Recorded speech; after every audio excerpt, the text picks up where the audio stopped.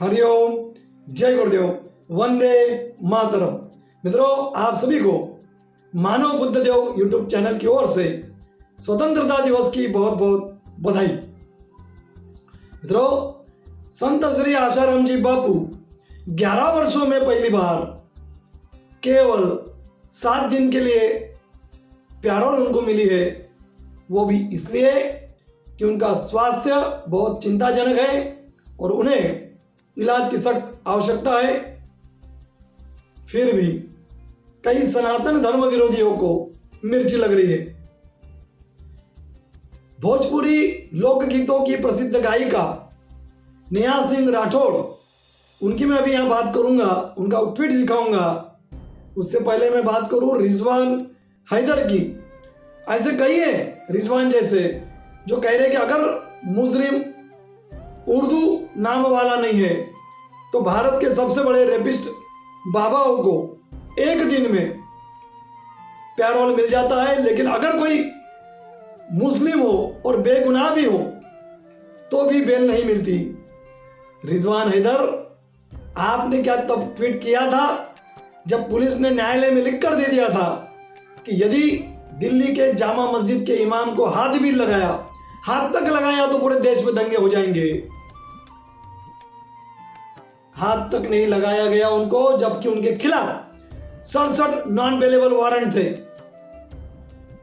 और पूज्य संत श्री आशाराम जी बापू को, जिनके करोड़ों फॉलोअर्स थे और आज भी है, उनको रातों रात गिरफ्तार कर लिया गया क्योंकि वे हिंदू संत है।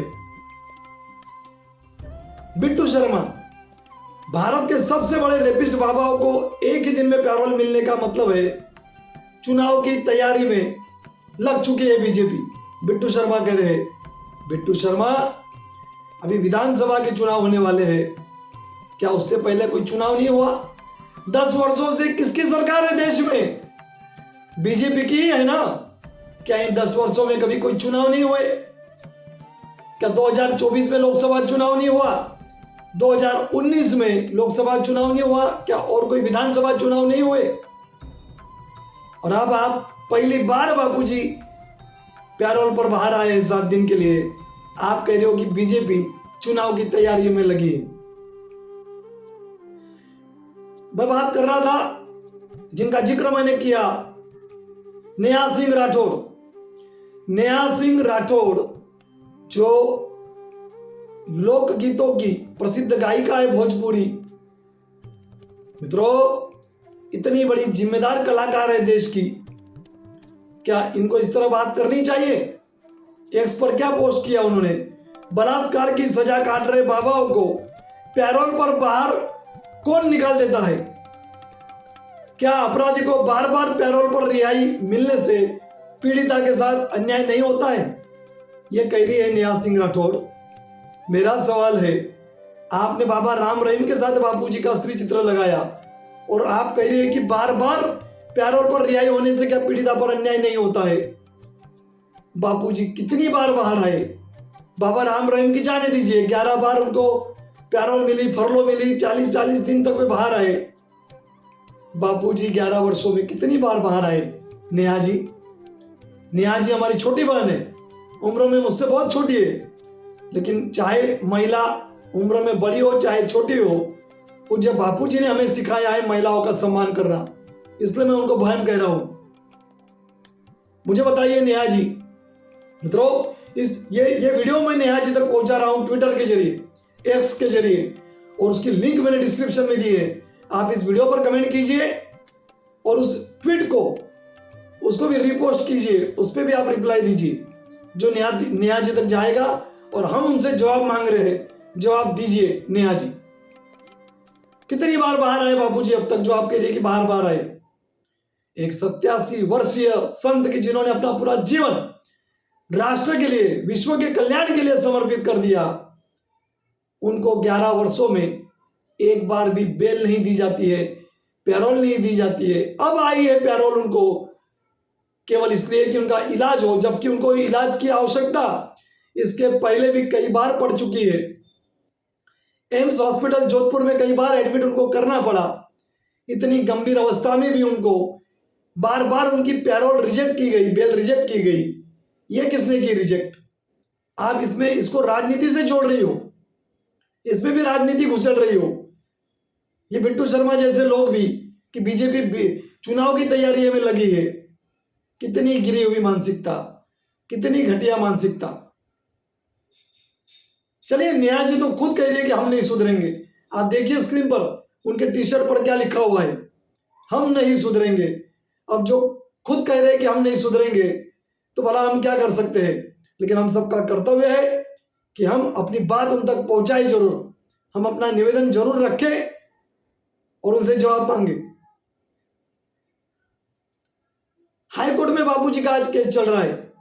सेशन कोर्ट ने फैसला भले सुना दिया बापूजी के खिलाफ, लेकिन सेशन कोर्ट का हर फैसला सही होता है ये जरूरी नहीं है।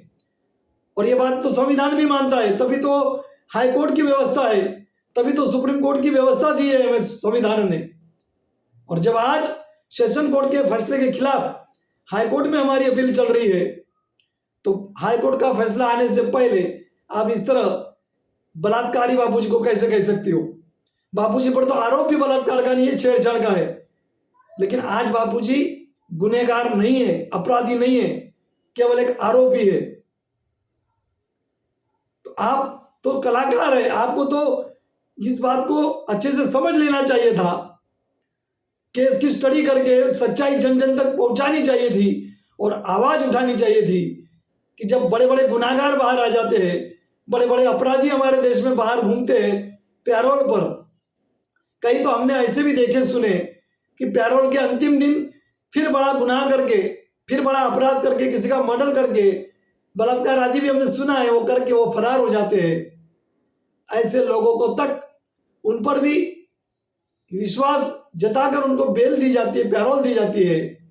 और पूज्य बापूजी को इतना स्वास्थ्य चिंताजनक रहते हुए भी उनको आज पैरोल मिली 11 वर्षों में पहली बार, 87 वर्ष उम्र में।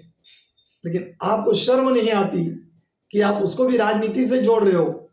इस पैरोल को आप क्या कहे, कोई धर्म से जोड़ रहा है, कोई राजनीति से जोड़ रहा है।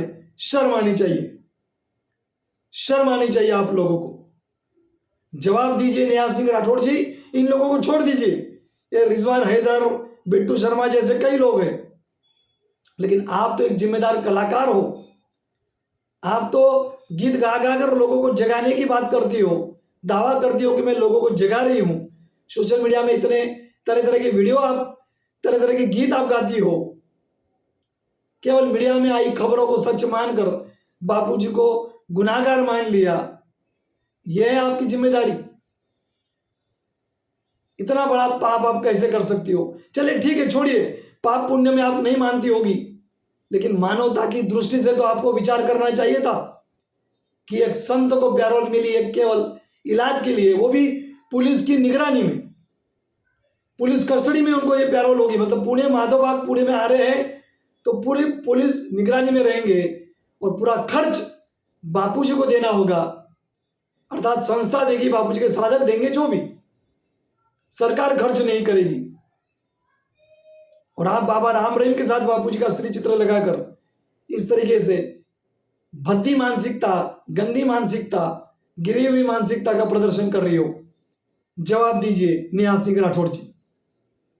हरिओम, जय गुरुदेव, वंदे मातरम।